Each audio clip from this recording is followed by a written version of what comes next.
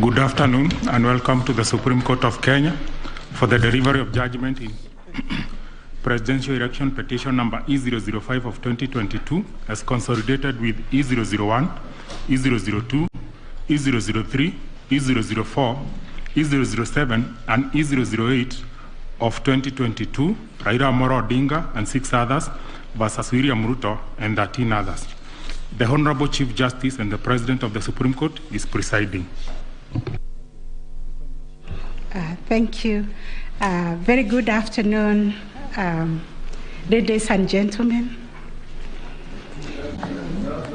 Yes, this is the judgment of the court, which is delivered pursuant to Rule 23(1) of the Supreme Court Presidential Election Petition Rules 2017 in the presidential election held on the 9th August 2022.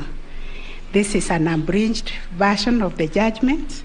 The full judgment will be delivered after 21 days. Kenya is a sovereign multi-party democratic state whose foundations are firmly spelled in the Constitution. The Kenyan people's quest for electoral reforms since independence is well documented. That notwithstanding, and even without going back to the pre-1992 era, every cycle of elections has been highly contested, with the exception of 2002. This speaks to a background of distrust of the administration of our electoral process. Informed by this setting, Kenyans made a decision to vest the Supreme Court with the jurisdiction to determine questions regarding the validity of a presidential election under Article 140 of the Constitution. The reactions following the declaration of results of the presidential election of 9th August 2022 shows that the Independent Electoral and Boundaries Commission, IEBC, has not yet garnered universal public confidence and trust in the internal management of the Commission and elections.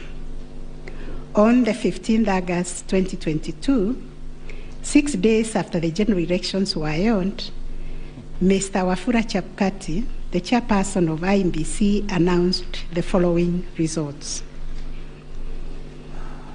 Raila Odinga, 6.942,930 votes, representing 48.85%. William Ruto, 7.176,141 votes, representing 50.49%. David Wahiga, 31,987, representing 0.23%. George Wajakoya, 61,969, representing 0.44%. Based on the aforesaid results, the chairperson of IEBC declared William Samoei Ruto the first respondent, the presidential candidate for the United Democratic Alliance Party, as the president-elect. This declaration has precipitated a total of 9 presidential petitions that are filed before us, to wit, number 1, presidential election number 001 of 2022, John Njoroge Kamau versus Wafula Chebukati and 3 others, and Raila Amolo Odinga and 7 others named as interested parties. The second petition is presidential election number 002 of 2022, Youth Advocacy Africa and another versus IEBC and 12 others. Third petition, Presidential Election Petition number 003 of 2022, Kerif Khalifa and 3 others versus IMBC and 3 others. Fourth petition, Presidential Election Petition number 4 of 2022, David Kariuki Ngari versus IMBC and 9 others. 5, Presidential Election Petition number 5 of 2022, Raila Amolo Odinga and another versus IMBC. 6, Presidential Election Petition number 6 of 2022 by Moses Kuria and others versus Honorable Raila Amolo Odinga and 4 others named as interested parties. Number 7, Presidential Election number 007 of 2022, Okia Omtata Okoiti and others versus IMBC and others. Number 8, petition number 008 of 2022, Julia Nyokabi-Chege and others versus IMBC and 3 others. And the last one, but not least, petition number 009 of 2022, Ruben Kigame Richete versus IMBC and others. In addition to these petitions, we received a total of 24 interlocutory applications and 1 preliminary objection, which were filed in this court. 2 of the presidential election petitions were struck out. That is petition number 006 and 009 of 2022 for failure to meet the constitutional threshold as set out under Article 140 of the Constitution. On 29 August 2022, this court also admitted 3 amici curiae briefs by the Law Society of Kenya, the Kenya section of International Commission of Jurists, and John Warubengo and 2 others. Upon perusing and considering the issues raised in the remaining presidential election petition numbers 001, 002, 003, 004, 005, 007, and 8, the responses and the submissions filed thereto, this court found that all the 7 petitions substantially raised similar issues and sought similar reliefs. Consequently, on 30th August 2022, this court ordered that the 7 petitions be consolidated and designated Presidential Election Petition number 005 of 2022 as the read file. From the consolidated petition, the responses filed and submissions filed by all the parties, the court crystallized the following issues for determination. And those issues are there. We have repeated them several times. I will not read them. Having considered and deliberated upon the consolidated petition, the attendant responses, submissions, and also considering the amici curiae briefs, we now make the following determination on issue number 1, which is whether the technology deployed by IMBC for the conduct of the 2022 general elections met the standards of integrity, verifiability, security, and transparency to guarantee accurate and verifiable results. As noted in the introduction, lack of trust in the electoral system has endured in Kenya for a long time. This led to the introduction of electoral technology following recommendations made by the Independent Review Commission on the general elections held on the 27th December 2007 popularly known as the Kriegler Commission report.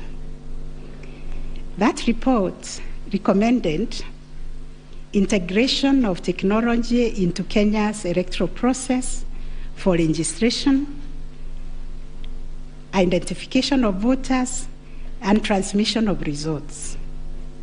These were enacted in Section 44 of the Elections Act 2011.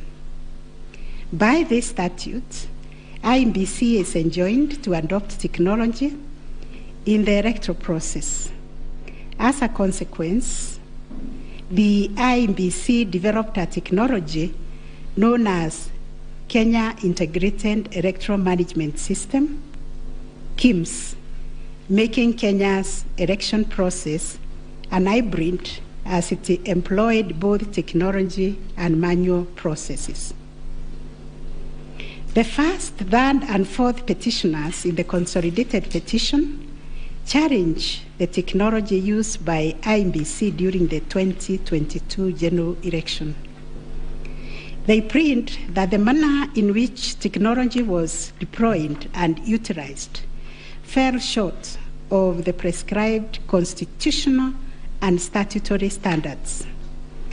As regards the audit of the register of voters, they urge that IEBC, pursuant to its elections operations plan, committed itself to conducting an audit of the register of voters by 31st March 2022.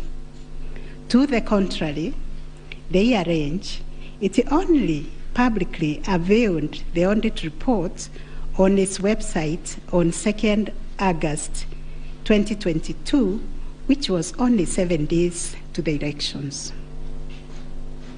In this report, it was noted that the auditors established serious gaps and risk to the electoral process, including numerous cases of change of voter stations without knowledge or approval of the affected voters.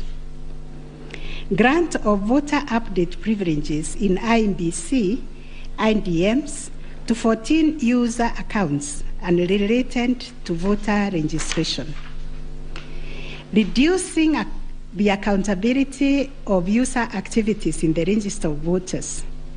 Presence of 11 active generic accounts on the MBIS application and the 2 MBIS users with the same logging identification. Risking unauthorized system users, possible interference, change of particulars on the activation of voters in the system. IEBC's failure to set up access, decertification, and user activity review process. And IEBC was also arranged to have failed to respond to requests by auditors for crucial information. On the integrity of the technology deployed, it was the case for the seventh petitioner that in order to comply with Article 86 of the Constitution and Section 44 of the Elections Act, the technology deployed must be simple, accurate, verifiable, secure, accountable, and transparent. On the simplicity of technology, the seventh petitioner contends that the KIMS kits failed the test as they were not easily usable by ordinary citizens without expert knowledge. They further assert that IEBC was expected to procure and put in place a technology necessary for the conduct of the general election at least 120 days before the election and ensure consultation with the relevant agencies, institutions, and stakeholders. Furthermore, the petitioners arrange that IEBC violated its constitutional duty by delegating the design, implementation, and conduct of the KIMS components of the election to a foreign company, Smartmatic International Holdings, BV. As a result, IMBC staff and the public did not have full comprehension of the KIMS components. They conclude, therefore, that IMBC abdicated and surrendered its role to conduct elections to Smartmatic, and that IMBC vigorously fought any attempt to subject Smartmatic's activities to accountability and transparency, including the safeguards required by Regulations 61, 69, and 75 of the Elections General Regulations 2012. In response, IMBC has submitted that the electoral system met the constitutional threshold, that all the necessary information was accessed only by the authorized persons. The information was accurate, complete, and protected from malicious modification, either by authorized or unauthorized persons. IMBC maintained an audit trail on activities related to information, and that the information was available and could be authenticated through the use of various security features. In further response, IMBC contended that they engaged KPMG on 7th April 2022 to conduct an audit of the register of voters, which was submitted on 18th June 2022. In addition, it issued a briefing on the report on 20th June 2022, summarizing the thematic areas therein and disclosing its findings as well as actions taken to remedy the issues identified. It also conducted its annual audit in compliance with Regulations 11 and 12 of the Election Technology Regulations 2017 and a certification of compliance issued to it on 3rd August 2022. IMBC relied on sworn affidavits by Michael Ouma, Moses Sunkuri, and Hussein Majan on 26th August 2022, which were to the effect that it published the interim report by KPMG on 8th June 2022 and embarked on remedial measures aimed at effecting the recommendations ahead of publication of the final report. It was ascertained that it could not publish the full final audit report, as doing so would compromise the integrity and security of the electoral technology system, considering the provisions of the Data Protection Act, which imposes a duty to protect the data of Kenyan voters. On the other hand, the first and second respondents urged that even if there was failure of technology, it did not vitiate the result of the presidential election. Upon considering all the pleading submissions and the ICT scrutiny and inspection tallying and recount report, which fully examined the IMBC's result transmission system, RTS, we are not persuaded by the allegation that the technology deployed by IMBC failed the standard of Article 86A of the Constitution on integrity, verifiability, security, and transparency for the following reasons. 1, whereas it is true that the KIMS kit failed in 235 polling stations, 86,889 voters were granted the right to vote manually, and the requisite forms 32A were duly filed. This happened successfully in Kibwezi West constituency and parts of Kakamega County. 2, while the audits report was released to the public 7 days before the 9th August election, the register of voters was used at the election without any apparent anomalies. 3, Smartmatic was procured to provide the necessary technological infrastructure, as IEBC did not have the capacity to do so. No credible evidence meeting the requisite standard of proof of access to the system by unauthorized persons was adduced by the petitioners. The scrutiny report prepared by the registrar of this court did not reveal any security breaches of the IEBC's RTS.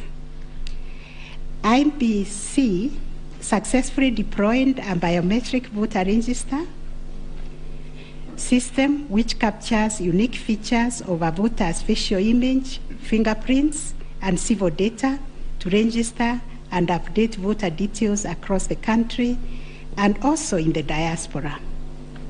The BVR captures a voter's facial image, fingerprints, and civil data, which features are unique to each of the voter. In compliance with Section 6A of the Elections Act 2011, IEBC opened the register of voters for verification of biometric data by members of the public for a period of 30 days. Thereafter, the register was revised to address issues arising from the verification exercise. KPMG then audited the register, and we are satisfied that the inconsistencies and inaccuracies identified during the audit were somewhat successfully addressed. The second issue was whether there was interference with the uploading and transmission of Forms 34A from the polling station to the IEBC public portal. The first petitioner arranged staging that a person who had access to the RTS intercepted, detained, or stored Forms 34A temporarily to convert or manipulate it before uploading it on IEBC's public portal. It is arranged also on 11th August 2022, IEBC dumped over 11,000 Forms 34A on the public portal between 11 to 11:09 hours. To rebut this allegation, IEBC and its chairperson, in their response dated 26th August 2022, denied staging and unauthorized intrusion of the RTS. In that regard, they urge that every image of Form 34A was uploaded immediately after the transmittal of results. The form was received as evidence by the timestamp. Similarly, the first respondent denied these allegations. Our finding: 1, no credible evidence was presented to prove that anyone accessed the RTS to intercept, detain, or store Forms 34A temporarily before they were uploaded to the public portal. The allegation that 11,000 Forms 34A were affected by staging was similarly not proved. 2, the allegation that IEBC, its officials, and strangers used a tool to tamper with the Forms 34A before converting them to the portable document format, that is PDF, that eventually appeared on the public portal, was sufficiently explained when IEBC demonstrated how KIMS captured and transmitted the image of Form 34A. Accordingly, we dismiss that allegation. 3, During the ICT scrutiny, it turned out that the transmission logs produced in the affidavit of Justice Nyangaya were of no probative value. The registrar's report shows that the original forms 34A from the contestant polling stations, which were allegedly intercepted, were exactly the same as those on the public portal, and the certified copies that were presented to this court pursuant to the provisions of Section 12 of this Supreme Court Act 2011. 4, regarding the allegation that the integrity of the public portal was compromised, this was disproved by evidence of consistent attributes such as unique timestamps, uniform PDF conversions at the polling stations, correct polling station mapping, and consistent KIMS reporting from verification to transmission of results. 6, the RTS was configured on a virtual platform network, VPN, and the SIM cards locked to a specific polling station. The server was also configured to accept results only from authorized and properly mapped KIMS kits. In our view, the petitioners failed to produce credible evidence to the contrary.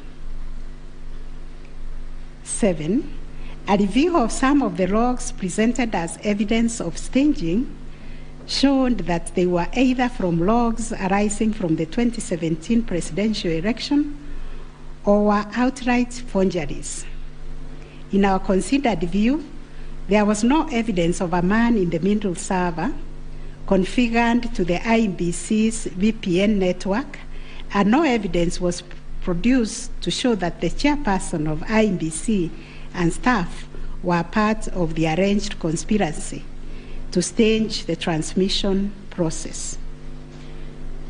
9, whether there was a difference between Forms 34A uploaded on the IEBC public portal and the Forms 34A received at the National Tallying Center and Forms 34A issued to the agents at the polling stations.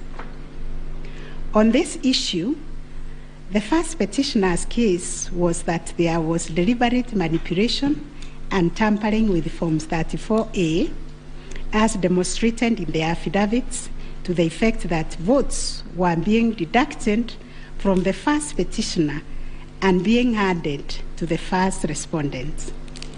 To support this petition, evidence was contained in the affidavits of Honorable Martha Karua, sworn on 21st August 2022, Celestine Anyango Opio, Arnold Ochieng Oginga, and John Mark Githongo, which was sworn also on 21st August 2022, and a further affidavit sworn on 28th August 2022.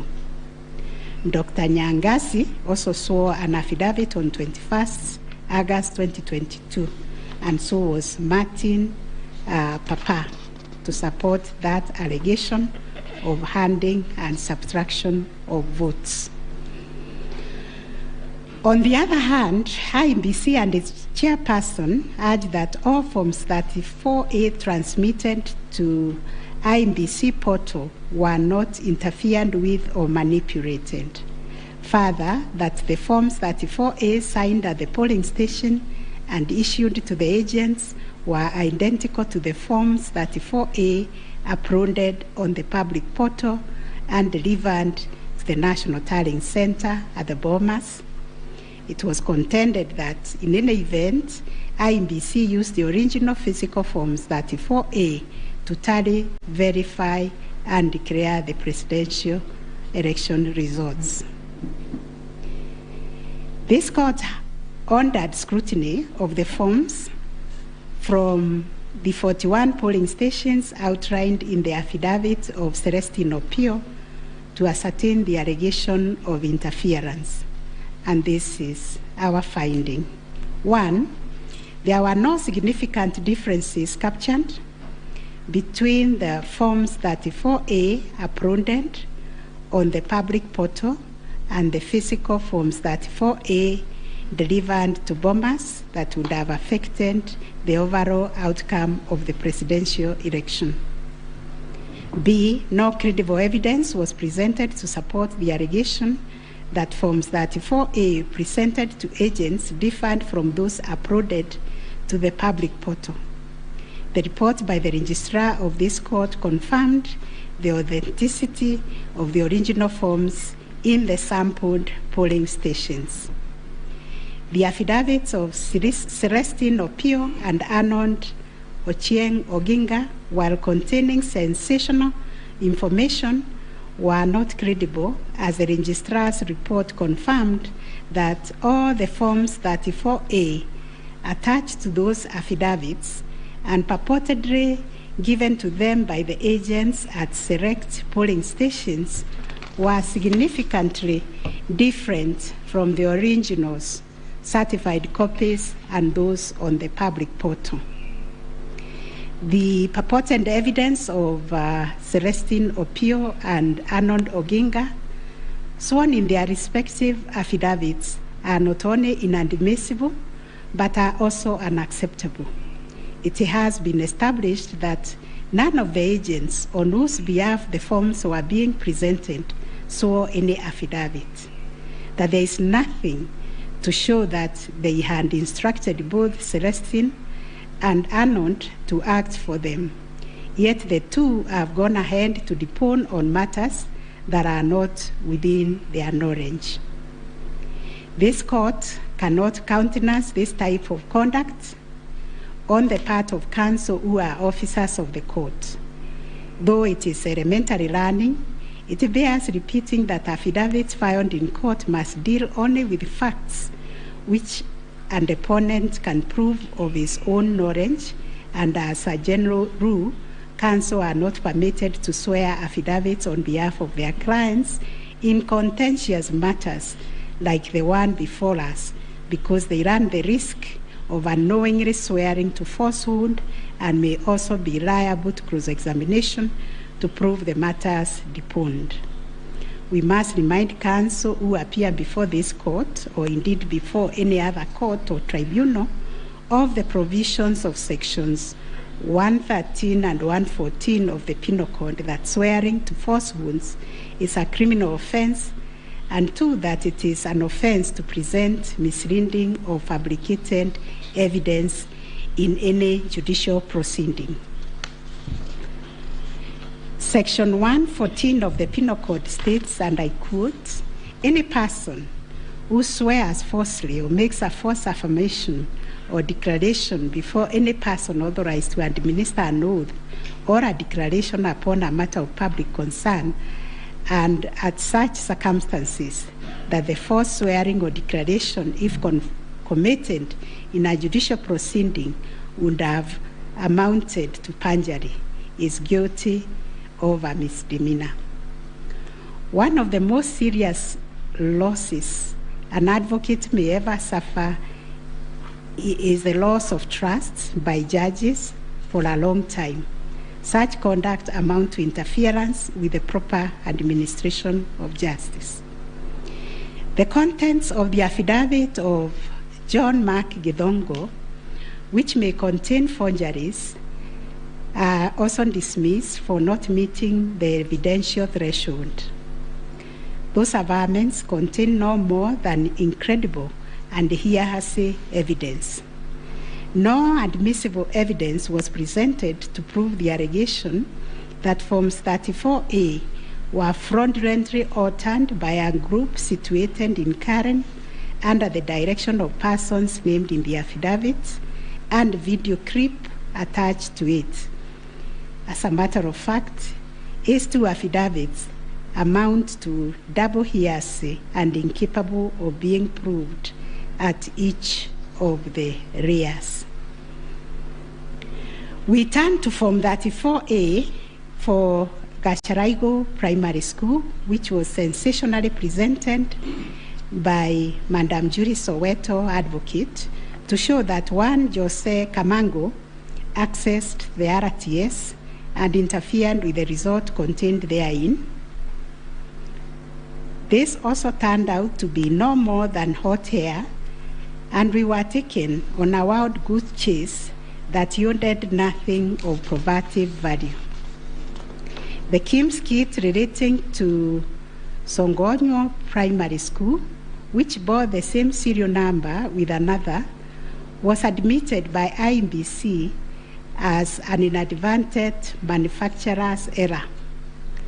We are also satisfied that the two kits and other identifying features that were markedly different, including the timestamps and polling code, and therefore nothing turns on this anomaly. Therefore, to the question whether there was a difference between Forms 34A uploaded on the IBC public portal and those received at the National Tallying Center and those issued to the candidates' agents at the polling station, we have found none. Issue number 4, on whether the postponement of gubernatorial elections in Kakamega and Mombasa counties, parliamentary elections in Kitui, Rural, Kachiriba, Rongai and Pokot South constituencies, and electoral ones in Nyaki West, in North Imenti constituency, and Kwanjenga in Embakasi South constituency, resulted in voter suppression to the detriment of the petitioners, and especially in petition number 5 of 2022. It is common knowledge that IMBC postponed elections for various seats during the general elections of 9th August 2022 due to mix-up of ballot papers in the above-named electoral units.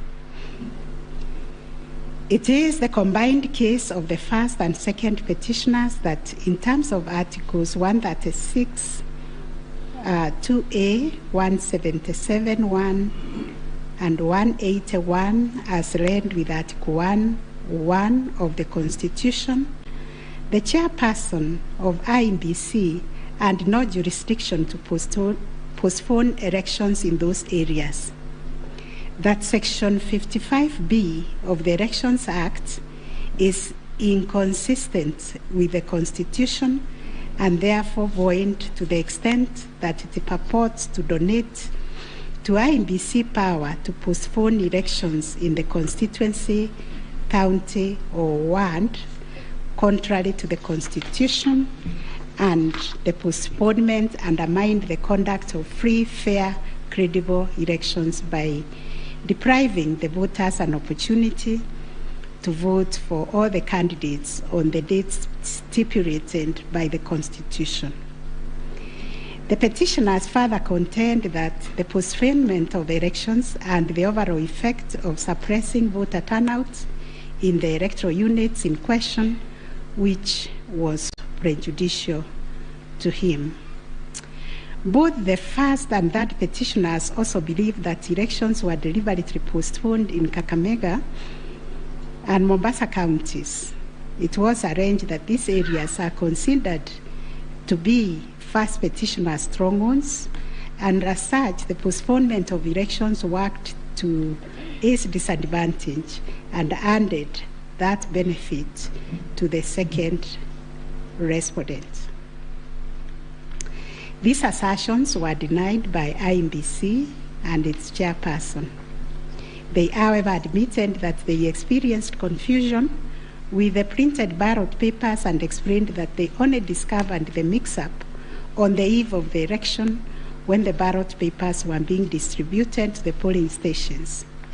That as a practice, ballot papers can only be opened on the eve of the election day to avoid any mischief, and that by the time the mix-up was discovered, it was logistically impossible to print and replace the ballot papers in time for the elections.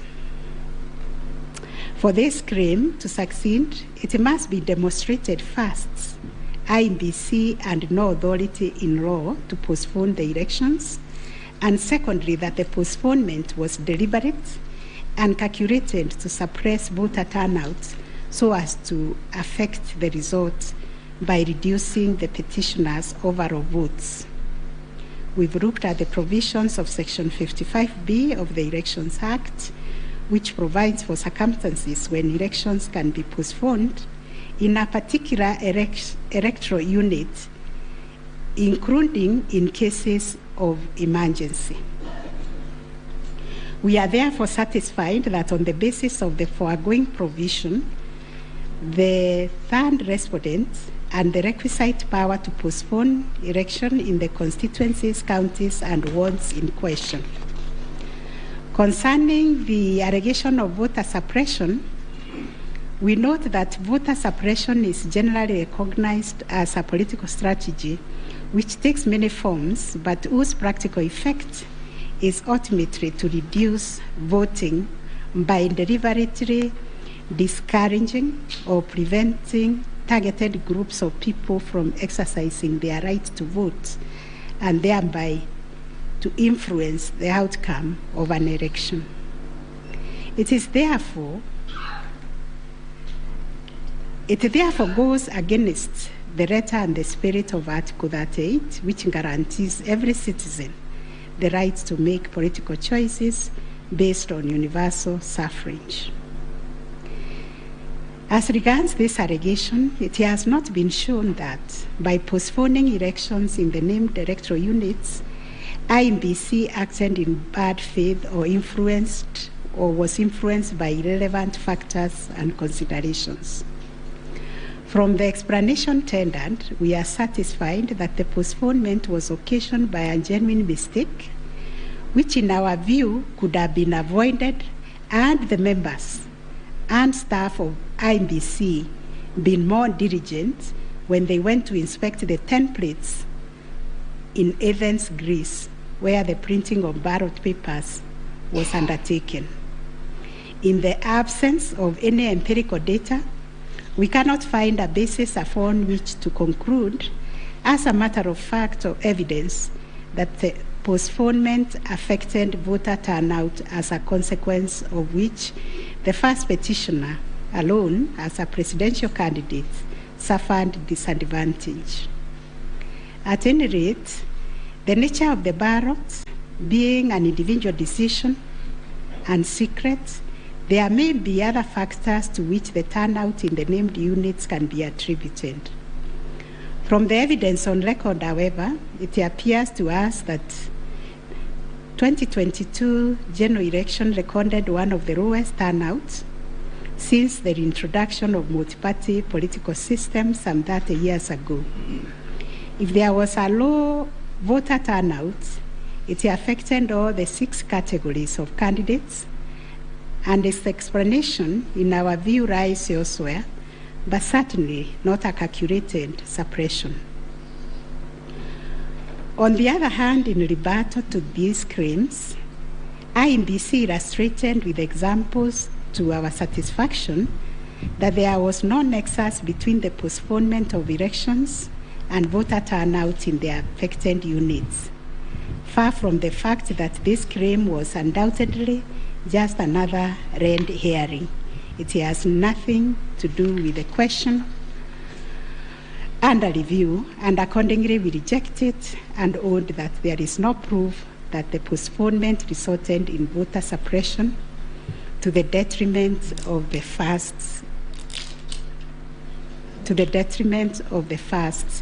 petitioner. Whether there were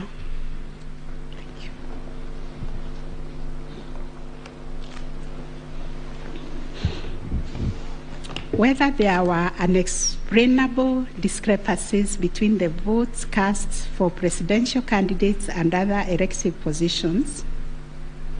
Issue number 5. The first petitioner was categorical that there was systemic ballot stuffing in certain counties, mainly in the Rift Valley and central parts of Kenya, where, according to him, a total of 33,208 votes were cast for president only, without corresponding votes for the other elective positions. On the part of IEBC and the chairperson, while acknowledging that indeed in some instances there was vote differential between those cast for president and for other positions, but maintained that they were insignificant, and those instances related to votes by prisoners and citizens in the diaspora who only vote for the president but did not take part in other elective positions. The differential also includes rejected ballot papers and stray votes which do not count as valid votes. The well-established principle that the person who asserts a fact must prove it casts the burden upon the first petitioner to demonstrate that there were instances of ballot stuffing of such a magnitude as to justify the nullification of the presidential election. Ballot stuffing, which is an illegal addition of extra ballots, is a type of electoral fraud aimed at swinging the results of an election towards a particular direction. Not a single document has been presented by the first petitioner to prove systemic ballot stuffing. A figure of 33,208 votes relied on in this claim is based on unproven hypothesis that since the number of votes cast for the president is higher than those for other positions, then, without more, it must follow that there was fraud. We find that fraud is a serious criminal offense, and it must be proved beyond reasonable doubt under Section 5N of the Election Offences Act. It is indeed an offense for a person to vote more than once in any election. IEBC has provided a plausible explanation for the vote differential, citing categories of voters who only vote for the president, such as prisoners and Kenyans in the diaspora. There were an insignificant number of stray votes whose combined effect cannot justify nullification of the election. Finally, on this point, a general election in Kenya comprises of 6 different separate elections held concurrently on the same day. Such elections are held by secret ballot, and one cannot predetermine the voter turnout or how voters will vote in each election. None of the parties has flagged anything so significant that it would have affected the outcome of the presidential election vis-a-vis the other 5 elections held on the same day. We find, therefore, there were no unexplainable discrepancies between the votes cast for the presidential candidates and other elective positions. On issue number 6, whether IEBC carried out the verification, tallying, and declaration of results in accordance with Article 138, 3C, and 138.10 of the Constitution. This issue arises from the printings in all the petitions as consolidated. Based on the said printings, the affidavits sworn in support thereof, and the written and oral submissions by parties, two viewpoints regarding the meaning, scope, and application of Article 138, 3C, and 10 of the Constitution have been advanced. On the one hand, the petitioners submit that pursuant to the foregoing provisions, the role of verifying and tallying of votes as received from polling stations countrywide is vested in the Commission as a corporate entity and not the chairperson of the Commission. It is their argument that the chairperson cannot undertake this task to the exclusion of other commissioners. They submit that the language of Article 138(3)(c) does not envisage a situation where the chairperson can arrogate to himself unfettered authority to verify and tally the results at the National Tallying Center without involving the other commissioners. Such action, they contend, would not only be unconstitutional, but would be sufficient ground without more to nullify an election of a president-elect. In support of their argument, the petitioners cite the Court of Appeal decision in INBC versus Mainakiai and 5 others as affirmed by this court in the case of Raila 2017.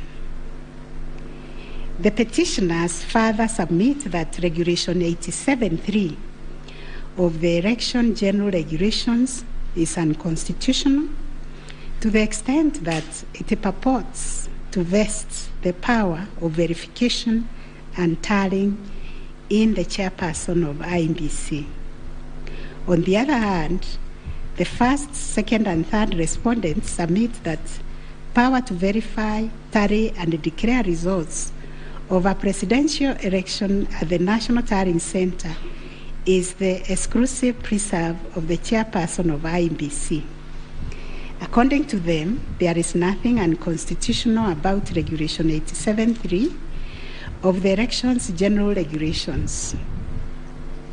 The said regulation, the respondents submit, makes no mention of commissioners other than the chairperson. At any rate, the respondents argue Article 138(3)(c) of the Constitution does not envisage a situation where it is the commissioners who personally undertake the task of verifying and tallying the results as entered into the thousands of Forms 34A.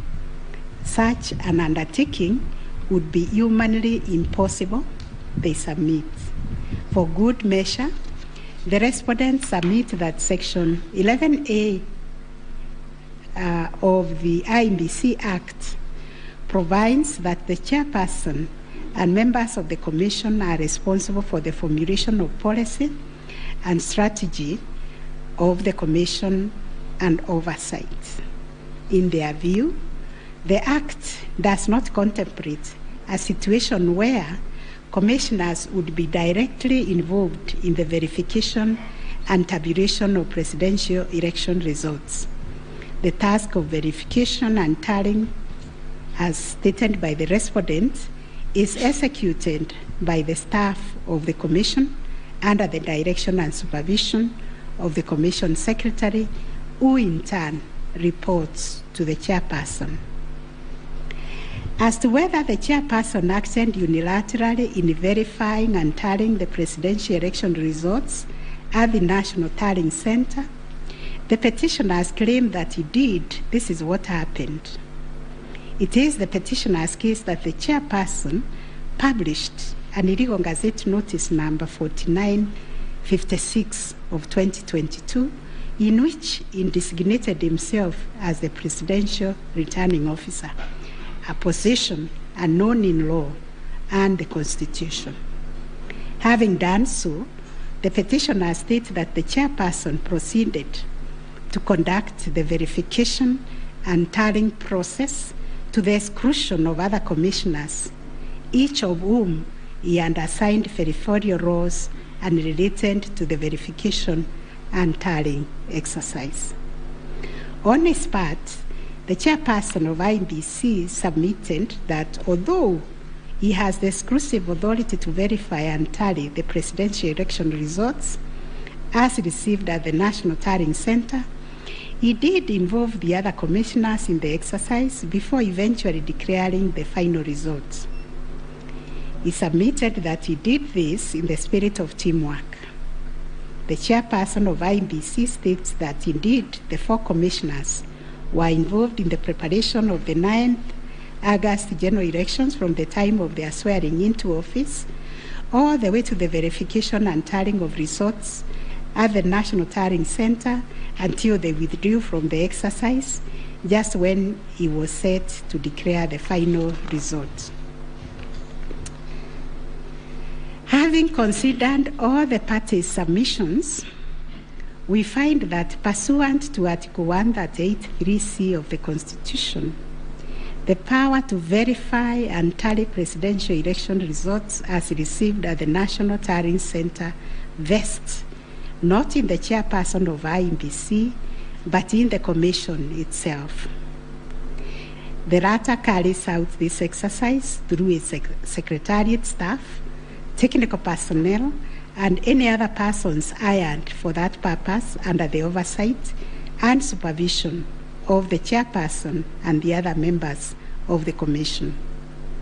In line with this court's decision in Raila Amolo Odinga versus another versus IEBC and two others, as reported in 2017 Kenya Law Report, popularly known as Raila 2017, and the Court of Appeal decision in IEBC versus Maina Kiai, we also find that the chairperson cannot arrogate to himself the power to verify and tally the results of a presidential election to the exclusion of other members of the Commission.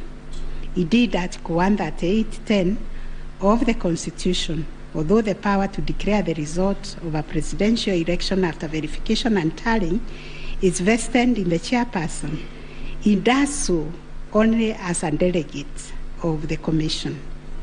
Consequently, to the extent that Regulation 87(3) of the Elections General Regulation purport to vest the power of verifying and tallying presidential election results as received at the National Tallying Center solely on the chairperson to the exclusion of other members of the Commission, the same is contrary to and inconsistent with the provisions of the Constitution. That said, we, however, take cognizance of the fact that the 4th, 5th, 6th, and 7th respondents, referred to as the 4 commissioners, actively participated in the verification and tallying exercise from the beginning up to and until just before the declaration of the result by the chairperson. They took turns announcing the results as verified and tallied, and were present and active during the actual verification and tallying at Bomas. An example is when one of them, Justice Nyangaya, stood on the podium to announce to the public results and also announced an adjustment that had been occasioned by errors of tabulation. The events of 15th August 2022, therefore, came as a surprise. As the public waited for the chairperson of IEBC to declare the final result, sporadic violence broke out at Bomas. The violence swiftly was contained by the security forces, but there was unexpected drama as 2 different factions of the Commission began to emerge. Kenyans found themselves watching an appalling split-screen scenario on their television sets. On one part of the screen was the chairperson readying himself to declare the results in accordance with Article 138(10) of the Constitution. On the other part of the screen were the 4 commissioners on the runs of the Serena Hotel, Nairobi, from where they announced that they would not own the results that were soon to be declared by their chairperson. The 4 commissioners informed the public of their rejection of the yet-to-be-announced results, terming them opaque due to the manner in which the chairperson had been conducting the verification and tallying exercise. In his affidavit dated 25th August 2022, Justice Nyangaya averred that the chairperson's actions during the tallying and verification exercise at Bomas made it difficult to ascertain the total number of votes cast and the actual number of votes attained by each candidate, so as to enable him authoritatively state the commission and declare accurate results. All the petitioners have anchored their arguments for the nullification of the 9th August presidential election in Taharia on the walkout from the bombers by the 4 commissioners. They contend that by rejecting IEBC's results on grounds of opaqueness of the verification and tallying process, they called into question the credibility of the entire election. They further submitted that being in the majority out of the 7-member commission, their view should prevail and the election should be nullified. It is the petitioner's argument, therefore, that a dysfunctional commission cannot deliver a credible election. We note that apart from their 11th hour denunciation of the verification and tallying process and their averments regarding the conduct of the chairperson, the 4 commissioners have not placed before this court any information or documents showing that the elections were either compromised or that the result would have substantially differed from that declared by the chairperson. Critically, they have not explained why they participated in a verification process when they knew that it was opaque up until the last minute. Indeed, at the Serena Hotel press briefing, the 4 commissioners acknowledged that thus far the entire election had been managed efficiently and credibly. The chairperson on his part did not make matters any better by maintaining a stoic silence, even as things appeared to be falling apart. All this, in our view, points to a serious malaise in the governance of an institution entrusted with one of the monumental tasks of midwifing our democracy, an institution that obviously needs far-reaching reforms, of which we shall say more in our detailed reasons. But are we to nullify an election on the basis of a last-minute boardroom rapture, the details of which remain scanty and contradictory between the chairperson of the commission and some of its members? In the absence of any evidence of violation of the Constitution and our electoral laws, how can we upset an election in which the people are participating without hindrance, as they made their political choices pursuant to Article 38 of the Constitution? To do this would be tantamount to subjecting the sovereign will of the Kenyan people to the quorum antics of IEBC. This we cannot do. Clearly, the current dysfunctionality at the Commission impugns the state of its corporate governance, but does not affect the conduct of the 2022 election. In view of the foregoing, we are satisfied that notwithstanding the divisions apparent between the chairperson and the 4 commissioners, IEBC carried out the verification, tallying, and declaration of results in accordance with Article 138(3)(c) and 10 of the Constitution. Issue number 7, whether the declared President-elect attained 50+1 of all the votes cast in accordance with Article 138 of the Constitution.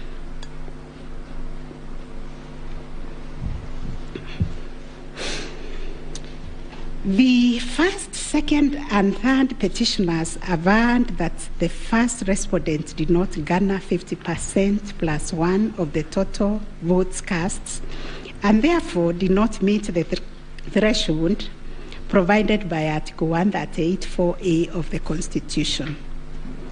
They anchored their claims on the basis that in order to determine whether a candidate has attained 50%+1 of the votes cast, this ought to be calculated based on the total number of votes cast, excluding rejected votes. They argued that 50% of 14,353,165 votes, in their view, were the variant votes cast, which amounted to 7,176,582.77 votes. They therefore contended that by attaining 7.176141 votes, the first respondent did not meet the constitutional threshold to be declared president-elect. Supporting the claim that the first respondent did not meet the 50+1 constitutional threshold was the sixth petitioner. His contention was founded on the backdrop of a press briefing issued by the chairperson of IEBC after the official closure of voting on 9th August 2022. According to the sixth petitioner, the chairperson of IEBC announced that the voter turnout was 65.4% of the total number of registered votes based on the verification of the KIMS kits which were functional during the process of voting. In addition, the sixth petitioner urged that the voter turnout of 65.4% did not include some 238 polling stations where the KIMS kit had malfunctioned, necessitating use of the manual register. It was therefore urged that the minimum number of votes cast could not be less than 14,466,779. Additionally, that this number was bound to increase once the number of votes from the areas that used the manual register were included.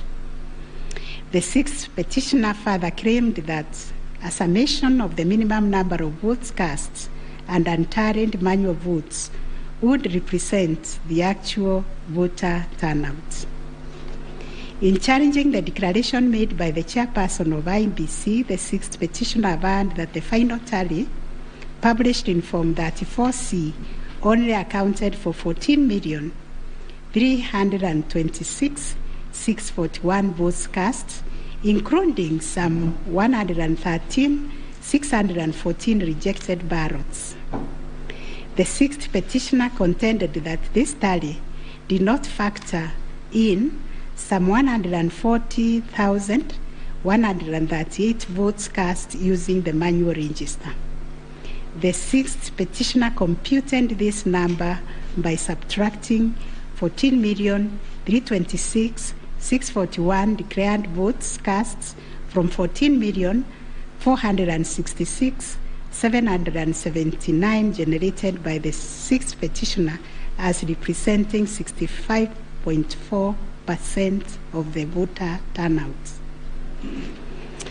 Referring to the tallies in Form 34C, the sixth petitioner summed the number of votes cast for each candidate as follows: Raila Odinga, 6,942,193; William Ruto, 7,176,141; Wahiga Mwaura, 31,987; and George Wajakoya, 61,969, adding to a total of 14,213,027. He then added 140,138,000 arranged to be unturned votes, and this yielded a total of 14,353,165 total variant votes, which the sixth petitioner used to compute the percentages garnered by each candidate as follows. William Ruto, according to him, garnered 49.9%, Raila Odinga 48.3%, Wahiga 0.22%, and Wanjakoya 0.3%. It is on this basis that the sixth petitioner grounded the claim that none of the candidates met the constitutional threshold as set out in Article 138(4)(a). IEBC and its chairperson disputed the sixth petitioner's claim. They submitted that the declaration of results is based on the number of people identified as having voted on the KIMS kit and not the total persons on the voters' register as arranged. They contended that the final voter turnout comprising of the voters who were identified through the KIMS kit and those who voted manually was 64.76% and not 65.4% as arranged by the petitioners. They urged that the announcement held by the chairperson of IEBC on 10 August 2022 was immediately clarified during the same press briefing. And evidence of this correction was provided to this court in an affidavit of the first and second respondents in Presidential Election Petition number 7 of 2022. According to IEBC and the chairperson, 14,239,862 voters were identified using the KIMS kit, while 86,889 voters were identified using the printed voter register. Therefore, the total valid votes cast were 14,213,137, while the total number of rejected ballots were 113,614, constituting 14,326,751 total votes cast. They illustrated that the first respondent garnered 7.176141 votes against 14,213,137 total valid votes cast, yielding a percentage of 50.49 to meet the requisite constitutional threshold for a candidate to be declared president-elect. In the upshot, the percentage attained by each candidate was as follows: Raila Odinga 48.84%, William Ruto 50.48%, Waiga Mwaure 0.22%, and George Wanjakoya 0.43%. IEBC and its chairperson also submitted that the KIMS kits malfunctioned in 235 polling stations, necessitating the use of the printed voter register. In these polling stations, backup KIMS kits were later deployed for purposes of results transmission. The first respondent, in response to the question of 50+1 constitutional threshold, maintained that he attained the threshold under Article 138(4) of the Constitution as elaborated by the IEBC and the chairperson. This court has considered the differing formulas and threshold arguments presented by various parties to this petition. While the first, second, and third petitioners raised pertinent questions connected to this issue, we shall address them together with those of the sixth petitioner, who has addressed and focused on the issue as specifically framed in detail.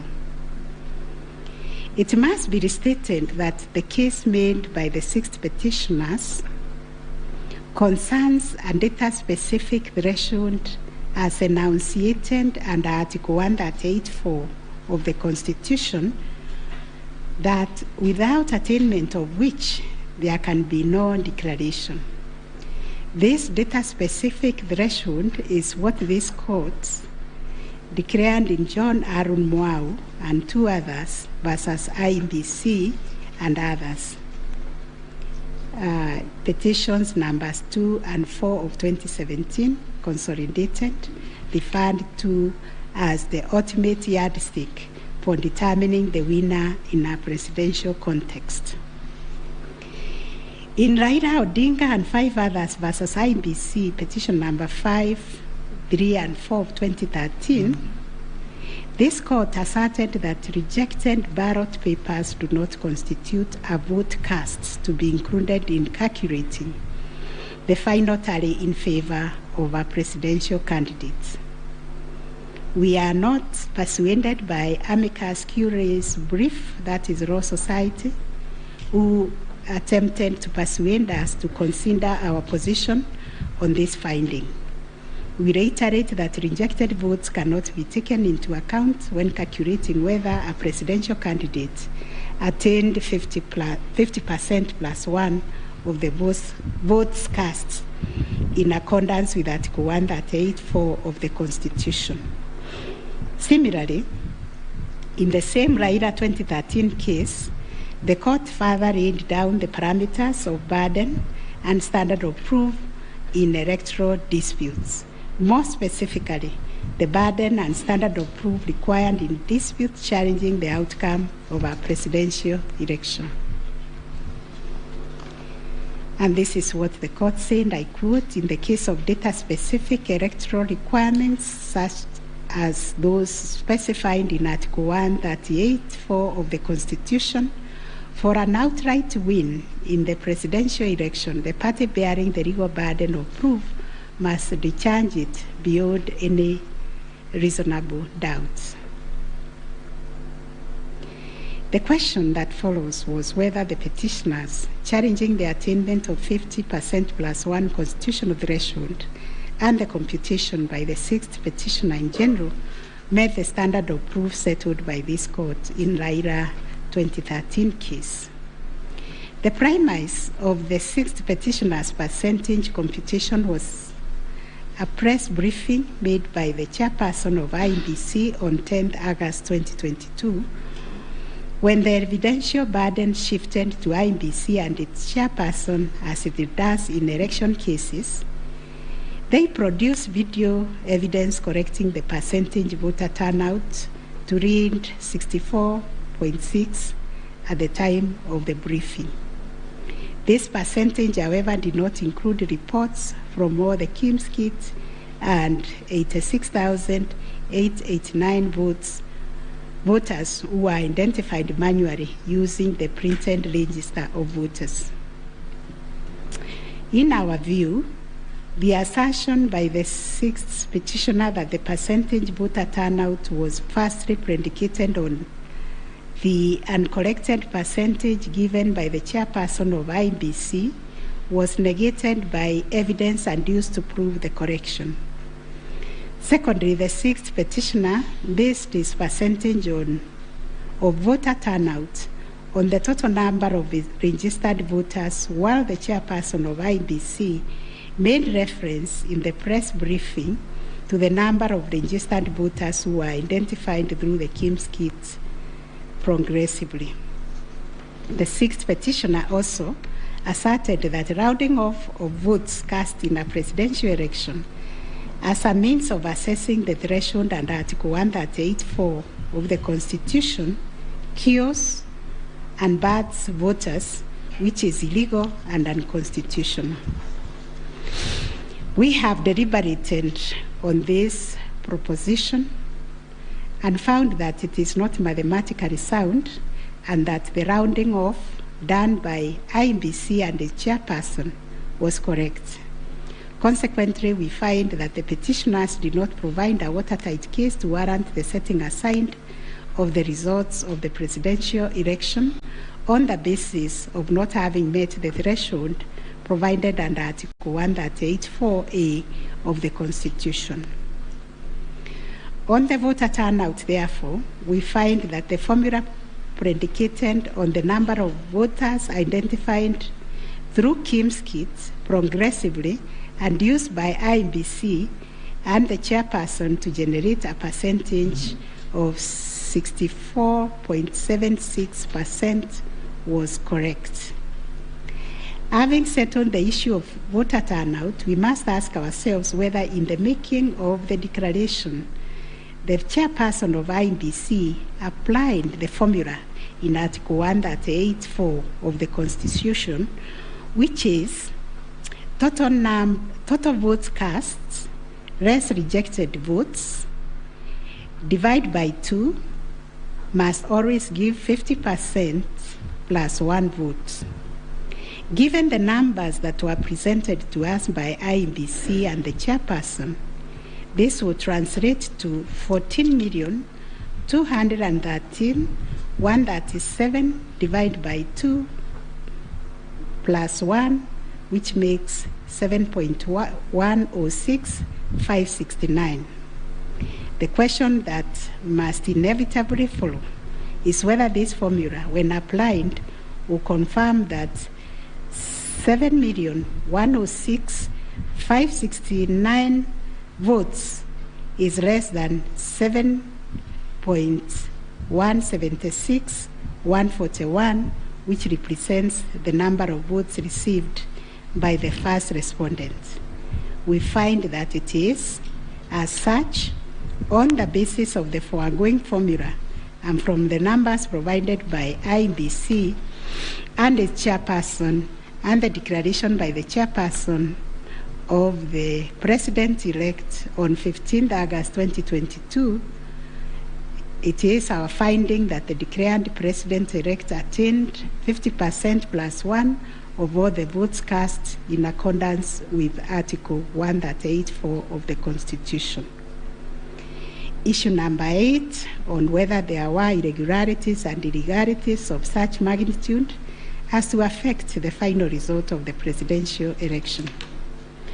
Although the petitioners have provided numerous averments pointing to possible irregularities and illegalities marked by failure of technology, arranged voter suppression, printing and utilization of Book 2 of 2, EU preparation by the IEBC and its chairperson, commission indiscretions, transposition anomalies, agent absence, and many others, we are of the view that the pointed illegalities and irregularities were not of such magnitude as to affect the final result of the presidential election.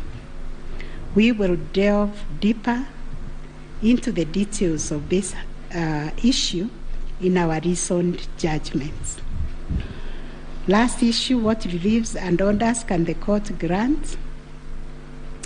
Under Article 163(3) of the Constitution, it is provided that the Supreme Court will have A, exclusive original jurisdiction to hear and determine disputes relating to the election of the office of the President arising under Article 140.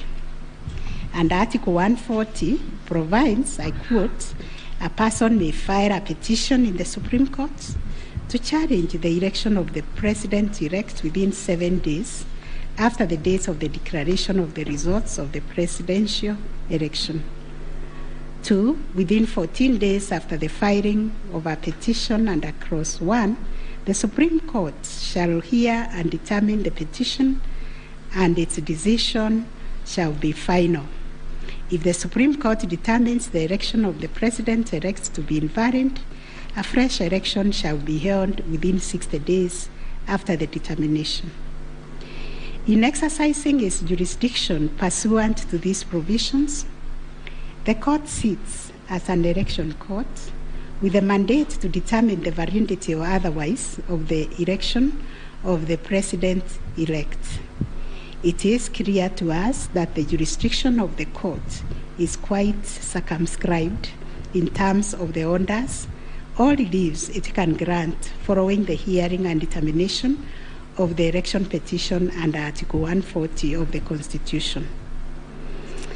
In the event the court determines that the election of the President-elect is invalid, it must make an order nullifying the election. Consequently, it has also to make an order directing IEBC to hold a fresh election within 60 days after the determination. Should the court determine that the election of the President-elect is valid, it shall issue a declaration to that effect. The court has then, as a matter of course, to make an order dismissing the petition with or without cost, as the case may be. In the strict sense, therefore, these are the only orders that the court may make under the Constitution. The court cannot assume jurisdiction that goes beyond the purview of Articles 163(3) and 140 of the Constitution. However, nothing stops the court from issuing orders or reliefs by way of recommendations. Indeed, since 2013, this court has issued many recommendations arising from the determination of 3 petitions challenging the election of the president-elect. The recommendations are meant to improve our electoral landscape and hence aid in the development of our democracy. In this regard, this court has been greatly aided by the contributions also of the amici curiae, and the court places a heavy premium on those briefs that were filed and those which were admitted. The final orders made by the courts. This is a unanimous decision of the court, and we make the following orders. 1, the presidential election petition number E005 of 2022 as consolidated with the presidential election petition numbers E001, 2, 3, 4, 7, and 8 of 2022 are hereby dismissed. As a consequence, we declare the election of the first respondent as president-elect to be varied under Article 143 of the Constitution. This being a matter cutting across the public interest, we order that each party do bear their own costs. It is so ordered. And finally, the court has asked me to also acknowledge, although we'll do it in the long draft, the enormous contribution made by counsel in these proceedings, and also the orderly way the counsel, all the advocates and parties conducted themselves. They remained seated throughout the proceedings. That is the judgment of the court, a unanimous one. We shall issue a media summary to help the media summarize the case. I think that is all. Thank you very much for coming.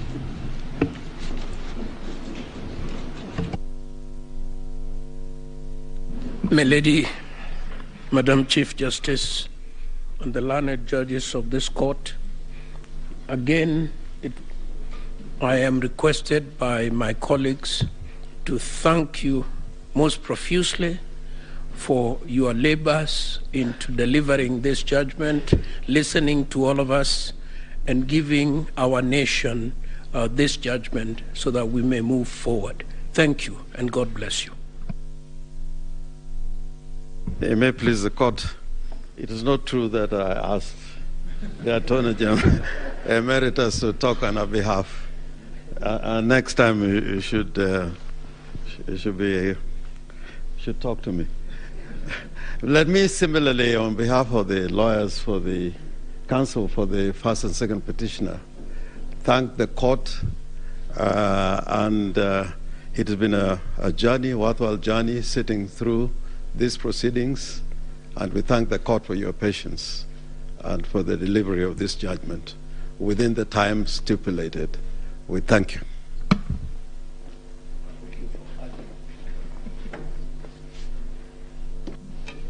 Madam President, members of the court, I wish to request just a couple of minutes for the chairperson of the Law Society of Kenya to make a few remarks in appreciation of the work that the court and Kenyans have done on this exercise, if you allow. Thank you.